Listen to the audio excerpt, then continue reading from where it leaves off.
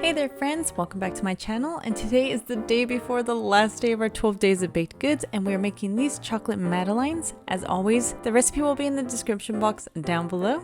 We're gonna get our madeleine pan and just coat this with some butter.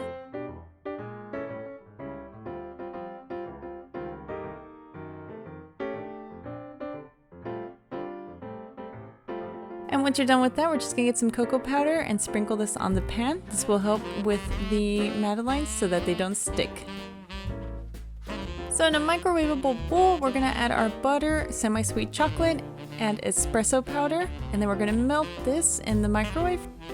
Add the salt and the sugar to this and whisk it all up. And then we're gonna also add some water to this.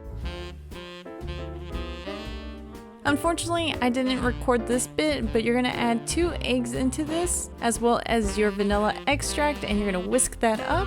Then we're gonna get our flour mixture, and also make sure you get your cocoa powder as well, and combine that all together. You can add your cocoa powder to your flour mixture. But as always, the ingredients are down below so you can see exactly what goes into this. Once all the ingredients are combined, just make sure you get your spatula and combine everything together. Make sure everything's well incorporated. And then start scooping these into your cookie pan. You don't want to overfill since they will expand a bit.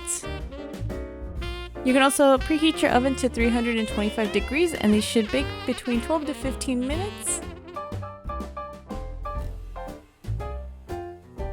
Once they're completely cooled, we're gonna decorate. So I got my green candy melt here and some cookies. I'm only gonna dip half of these in, and then we're gonna add some sprinkles to one of them and royal icing to the other. You can use candy melts to decorate the other ones. So here I'm just using my red royal icing to decorate, dipping another one, and then just putting some green and red sprinkles on that. And then I'm gonna get some red candy melts and dip my cookies into that.